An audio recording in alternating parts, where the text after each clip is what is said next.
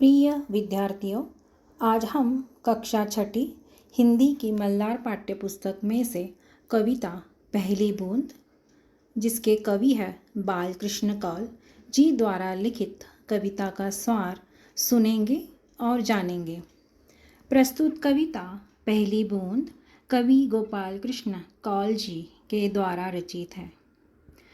देखो बच्चों, इस कविता के माध्यम से उन्होंने वर्षा के सौंदर्य मतलब बारिश आने के बाद जो वर्षा ऋतु में प्राकृतिक सौंदर्य खुल जाता है, उसी के महत्व पर प्रकाश डाला है।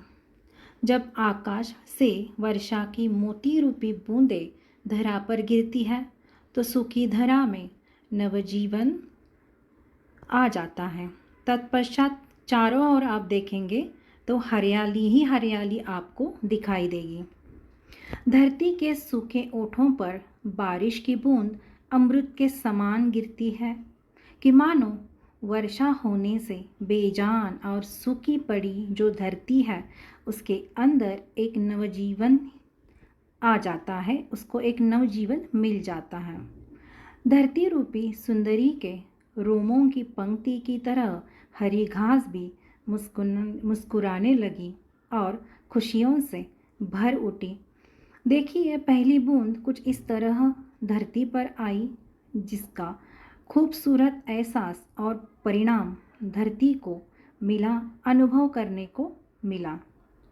नीला नीला आसमान नीली आँखों के समान है और काले बादल उन नीली नीली आँखों की काली पुतली के समान है। मानो बादल धरती के दुखों से दुखित होकर वर्षा रूपी आंसू बहा रहा है। इस प्रकार धरती की प्यास बुझ जाती है। वर्षा अर्थात बारिश का प्रेम पाकर धरती की प्यास बुझ जाती है और धरती के मन में फिर से हरा भरा होने की इच्छा जाग उठती है, जागृत होती है। जो पहली बूंद कुछ इस तरह धरती पर आई जिसका खूबसूरत एहसास और परिणाम धरती को अनुभव करने को मिला। प्रिय विद्यार्थियों, आपको सारांश सुनने के बाद कविता समझने में आसानी होगी और उसके प्रश्नों को उत्तर लिखने में भी आपको आसानी हो जाएगी। धन्यवाद।